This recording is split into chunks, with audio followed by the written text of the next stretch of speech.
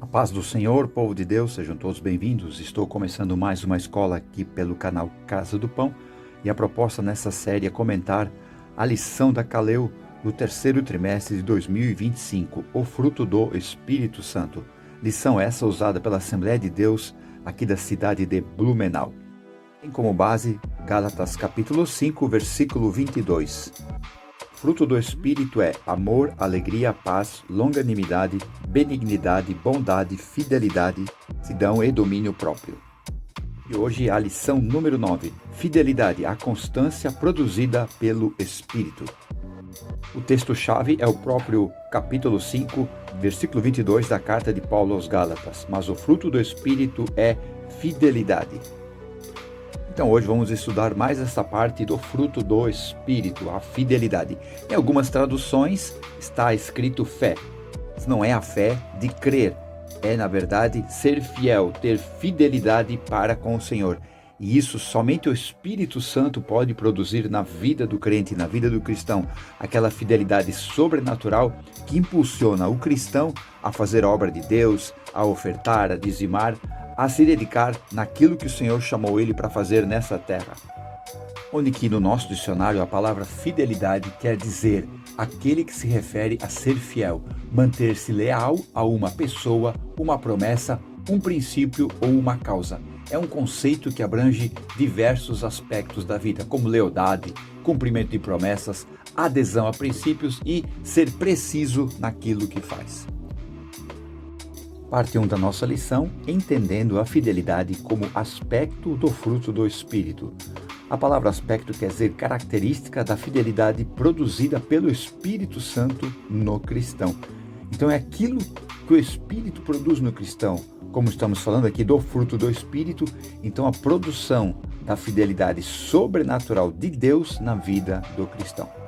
E a primeira parte da parte 1, constância e compromisso, manifestando a fidelidade. A palavra constância quer dizer perseverança, firmeza, estabilidade. E a palavra compromisso quer dizer uma obrigação, um acordo. Então nós entendemos que o cristão tem a fidelidade como parte do fruto do Espírito, ele produz essa perseverança, essa estabilidade no compromisso, no acordo, na obrigação que ele tem com o Senhor. A primeira obrigação, o primeiro compromisso do cristão que entende o plano de salvação e que é grato a Deus é com o Senhor. E a palavra fidelidade no texto de Gálatas quer dizer confiança, lealdade, convicção. Então são qualidades que se manifestam, isso é, são visíveis nas ações e condutas do cristão. E são três formas, né? Ele tem confiança nas promessas, ele é leal à palavra de Deus e ele tem convicção naquilo que crê. E entenda, uma opinião pode ser mudada, mas uma convicção só Deus pode mudar.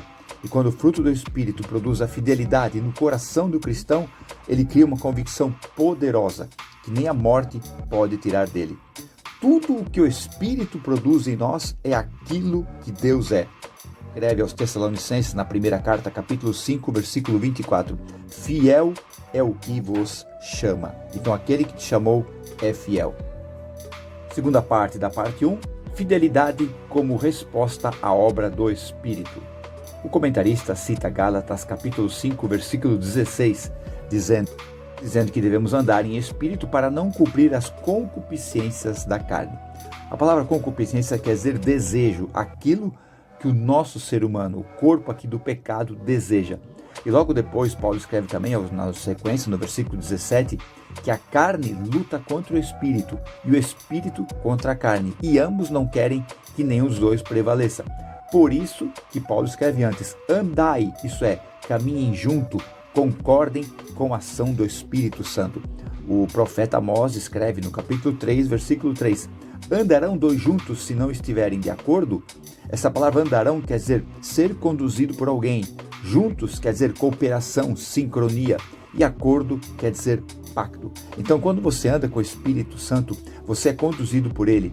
Você tem uma cooperação dele. Você anda em sincronia com ele, porque você tem um pacto com ele. Você entende que Deus está fazendo uma obra em você e aceita o seu agir.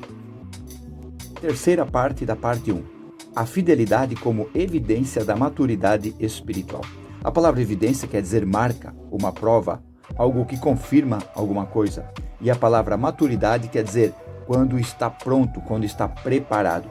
Então a fidelidade, ela é uma marca, uma prova do que o cristão tem maturidade, ele está pronto espiritualmente. Apesar de que para alguns, ou talvez para muitos, essa maturidade espiritual demora para alcançar. Paulo mesmo escreveu em Filipenses capítulo 1, versículo 6, que a obra que ele começou, o Senhor Jesus, a aperfeiçoará até o grande dia do Senhor. Paulo também escreve aos Romanos capítulo 8, versículo 28, sabemos que todas as coisas cooperam juntamente para o bem daqueles que amam a Deus, daqueles que são chamados por seu decreto.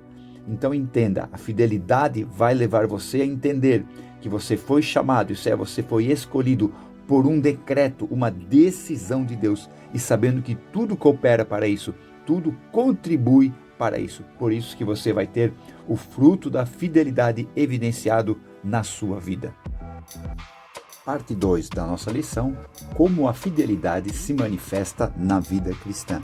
Então, como que essa parte do fruto do Espírito aparece no nosso dia a dia, na nossa vida com Deus. Primeira parte da parte 2, fidelidade é exclusividade. A palavra exclusividade quer dizer pertencer a uma única pessoa ou a um grupo ou algo que é usado só para aquele fim, só para aquele propósito. Então a ideia da fidelidade como exclusividade é que Deus é a nossa exclusividade e também somos exclusivos de Deus. Jesus mesmo disse em Mateus capítulo 6, versículo 24, ninguém pode servir a dois senhores. Então a palavra servir ali quer dizer tratar como um escravo, o serviço de um escravo. E senhores quer dizer proprietário. Então Jesus está dizendo, ninguém pode ter dois senhores. Vai honrar um e vai desprezar ao outro. Então não há como ter dois senhores, dois proprietários. Nessa questão da exclusividade, eu cito aqui o Salmo 36, verso 5. Entrega o teu caminho ao Senhor, confia nele, no mais tudo ele fará.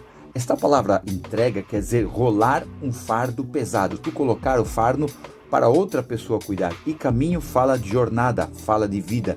Então quando tu diz entrega o teu caminho ao Senhor, entrega tudo para Ele, que o Senhor seja exclusivo na tua vida, para cuidar de você como só Deus pode fazer.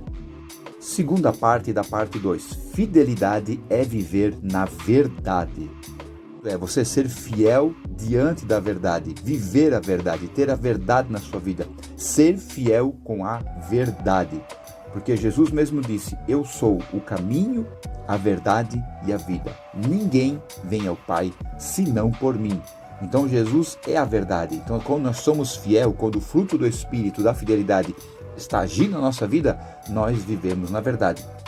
E eu cito aqui 3 versos de 3 salmos do grande profeta, guerreiro, poeta Davi. O Salmo 86, verso 11, ele diz, ensina-me, Senhor, o teu caminho e andarei na tua verdade. Olha o desejo de Davi para viver a verdade do Senhor. Já no Salmo 25, verso 5, ele diz, guia-me na tua verdade, ensina-me, pois tu és o Deus da minha salvação. Olha o desejo de Davi de ser orientado por Deus e ser ensinado por Ele. Já no Salmo 51, verso 6 de Davi, que é o Salmo de contrição, o Salmo de arrependimento, onde Davi expressa diante de Deus todo o seu arrependimento, onde ele diz que amas a verdade no íntimo. Essa palavra íntimo quer dizer no mais profundo do ser. Então a fidelidade é viver na verdade. E Davi sabia que quanto mais ele tivesse fidelidade a Deus, mais a verdade ia prevalecer na vida dele. Parte 3 da segunda parte. Fidelidade é regularidade. A regularidade só é conquistada com disciplina. E então devemos criar uma rotina de leitura, de oração, de consagração. Isso é uma forma de exercer a fidelidade de Deus. Em 1 Tessalonicenses, Paulo fala ali no capítulo 5, versículo 17, orai sem cessar. Isso é, você estar sempre orando, sempre falando com Deus, sempre em espírito de oração. E no Salmo 1, verso 2, diz que antes o seu prazer está na lei do Senhor e na sua lei medita de dia e de noite. Então a regularidade é buscar sempre a Deus, orar sem cessar, como Paulo escreveu. E também ter o prazer na lei do Senhor, como disse o salmista no primeiro salmo. e meditar na lei do Senhor dia a dia. Já Paulo escreve também na segunda carta aos Coríntios, capítulo 4, versículo 16, dizendo: por isso não desfalecemos, mas ainda que o nosso homem exterior se corrompa, o interior se renova dia a dia. Porque ele mesmo fala na primeira carta aos Coríntios, no capítulo 9, versículo 27, por isso esmurro o meu corpo e o reduzo à escravidão. Esse esmurrar quer dizer ele domina o corpo dele e reduz o corpo dele à escravidão, isso é, leva como um escravo. Então, Paulo sabia que a sua maior luta não era contra o diabo, não era contra o mundo, a sua maior luta é contra ele mesmo. Por isso que no capítulo 7 de Romanos ele diz: o bem que eu quero fazer eu não faço, e o mal que eu não quero fazer, esse faço, miserável homem que sou. Então a regularidade é uma fidelidade que nós temos que ter com Deus, na leitura, na oração, na consagração. Existe uma fórmula muito boa para você aplicar na sua vida. Quando você começa a ter disciplina, para ter regularidade, faça isso durante 21 dias. Não perca nenhum dia. Faça uma sequência de 21 dias e aí sim, essa rotina, essa regularidade vai ser tão forte que você vai sentir falta se não fizer um dia. Seja regular com Deus para ter mais fidelidade. Para isso também você precisa da ajuda do maravilhoso Espírito Santo. Parte 3 da nossa lição: fidelidade nos relacionamentos. Isso é, como nós interagimos no nosso lar, no nosso trabalho, com os nossos amigos, no ministério que nós frequentamos, estamos sendo fiéis? Primeira parte da parte 3, fidelidade no casamento e família. Paulo escreve na sua carta aos Efésios, no capítulo 5, versículo 25, que os maridos devem amar as suas mulheres como Cristo amou a igreja e a si mesmo se entregou por ela. Ali Paulo, nessa parte ali do versículo 22 ao versículo 33, ele vai tratando ali de Cristo e a igreja usando o exemplo do casamento. Ali no versículo 31, ele diz que deixará o homem seu pai e sua mãe e se unirá à sua mulher, e serão dois numa carne, fazendo referências ao capítulo 2 de Gênesis. Mas ele continua no versículo 32. Onde é esse mistério? Digo, porém, a respeito de Cristo e a igreja. Então ele diz que a fidelidade e a união do casamento é um símbolo perfeito da união de Cristo e a igreja.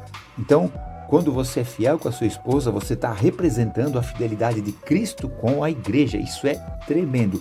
Por isso que a nossa fidelidade com o nosso cônjuge é importante, representa a fidelidade que nós temos com Deus. Da parte 3, fidelidade nas amizades e na vida social. Nós estamos aqui nesse mundo, não somos do mundo, mas estamos nesse mundo. Estamos sendo preparados para o nosso encontro com o Senhor Jesus nos ares, ou no dia que Ele vier nos buscar, para aí estarmos sempre com o Senhor.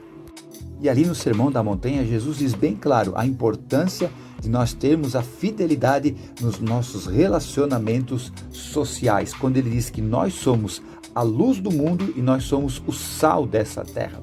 O sal naquela época servia para a conservação de alimentos. Como não existia energia elétrica, a luz através dos acendedores, do velador, da candeia, era muito importante para iluminar na parte da noite. Então, por isso que quando Jesus diz que nós, a igreja, somos sal dessa terra, estamos preservando esse mundo e somos luz desse mundo, então estamos preservando a luz desse mundo. Por isso, olha como é importante a nossa fidelidade nos nossos relacionamentos sociais. Terceira parte da parte 3, fidelidade no serviço do reino. Entenda uma coisa, Deus não te chamou para trabalhar para Ele, você não é um empregado de Deus, ok? Deus te chamou para estar com Ele, para ficar com Ele, para ter intimidade com Ele. Então, tudo que você viver com Deus, refletir na obra que tu faz em prol do reino, porque nunca será desgastante, nunca será fadigante, nunca será um peso. Você faz porque você é alegre, você faz porque você gosta de fazer, você quer honrar a Deus. Então essa fidelidade no serviço do reino é natural, não é uma obrigação. Quando o teu líder faz uma convocação para alguma obra, para algum trabalho, para algum evangelismo, você está pronto, você se sente feliz para ser fiel a Deus através da obra do reino. O reino avança através de pessoas. São pessoas que Deus usa para o seu reino avançar. Por isso que a fidelidade gerada pelo Espírito é importantíssima na nossa vida, para o reino de Deus avançar nessa terra. Parte 4 da nossa lição, a fidelidade e a recompensa eterna. Então, nós não fazemos porque estamos pensando numa recompensa, num salário, no pagamento. Fazemos porque amamos a Deus. Nunca pense em fazer algo esperando receber algo de Deus. O nosso galardão, a nossa coroa já está pronta, já está na eternidade. Então você faz agora por gratidão, por amor a Deus, porque Ele teve misericórdia de você. Essa recompensa já está preparada, ok? Então nunca pense em fazer algo para Deus como se fosse ganhar um pagamento de uma empresa. E sim, você faz por amor, sempre sem esperar nada em troca. Aí sim, aí Deus vai recompensar você. A parte 1 da parte 4, Deus recompensa aqueles que permanecem fiéis. O Apocalipse, ali no capítulo 2, versículo 10, diz: "Sê fiel até a morte e dar-te-ei a coroa da vida." Paulo, ali na sua prisão, na sua segunda e última prisão, escreve a segunda carta a Timóteo. Ele diz ali no capítulo 4, versículo 7, "Combati o bom combate, acabei a carreira, guardei a fé." Para começar, você não vê ele reclamando. Porque um camarada que durante mais de 30 anos fez tanto pelo reino, pelo Senhor Jesus, que nenhum outro homem, na minha opinião, poderá fazer. Muita gente fala do evangelista Moody no século XVIII, que ganhou mais de 1 milhão de almas. Então tudo bem, é um grande homem de Deus, fez muito pelo reino, mas ninguém, na minha opinião, nunca conseguirá chegar aos pés do que Paulo fez em prol do reino. E agora, depois de ele fazer tanto pelo reino, lutar tanto, batalhar tanto, onde é que ele está? Numa prisão fria, numa prisão úmida, está lá sozinho, acorrentado, talvez com o corpo todo dolorido. E como é que ele ia sair dessa prisão? Somente para a guilhotina, somente para a morte.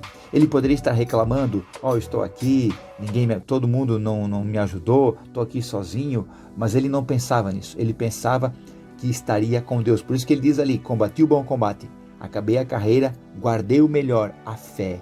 A fé é a certeza daquilo que se espera e a prova daquilo que se não vê. E depois, logo na sequência, no versículo 8, ele diz: "Desde agora está-me preparada uma coroa, um galardão, e não somente para mim, mas para todos aqueles que amam a sua vinda." Então olha só que tremendo, um homem que durante mais de 30 anos trabalhou para o Senhor Jesus, sem nunca esperar nada em troca. E qual foi o seu fim? Numa masmorra úmida, para ser morto. Está entendendo? E agora, no final da vida, ele não está triste, não está desanimado, ele está sabendo que ele vai se encontrar com o Senhor Jesus. Porque o melhor que nós temos é a salvação, é a nossa salvação. Nunca pense, porque ninguém te dá valor, ninguém te bate nas costas, ninguém te honra no púlpito, nunca pense isso. Faça para Deus, não para o homem. Aí sim, tu vai gerar uma fidelidade do Espírito na tua vida. Concluindo a nossa lição, hoje falamos sobre a fidelidade, mais uma parte do fruto do Espírito Santo. Como eu já falei aqui, tudo aquilo que Jesus é, tudo aquilo que Jesus viveu, tudo aquilo que Jesus ensinou para as pessoas é o que está no fruto do Espírito. Tudo o que tem no fruto do Espírito era evidente, era latente na vida do Senhor Jesus. Todas essas 9 partes do fruto do Espírito estava em Jesus. E aí quando o Espírito Santo vem morar em nós, Jesus vem morar em nós, porque Paulo fala no 2º capítulo do versículo 20 da carta aos Gálatas: "Já não vivo mais eu, mas Cristo vive em mim." Então esse fruto vai sendo gerado em você, vai sendo gerado na tua vida, o fruto da fidelidade. Assim como Jesus foi fiel até a morte, não desistiu, não parou, foi fiel até a morte. Nós devemos ser fiéis, não por força, nem por violência, mas pelo Espírito Santo. A fidelidade de Deus, que Deus coloca no nosso coração para sermos fiéis a Ele, vai ser grande na nossa vida. Amém? Muito obrigado por ter acompanhado este breve comentário aqui da parte da fidelidade do fruto do Espírito Santo. No próximo final de semana estaremos aqui na lição número 10, onde comentarei mansidão, quando a força se submete a Deus. Amém, povo de Deus? Eu aguardo você. Fiquem todos na paz. Tchau.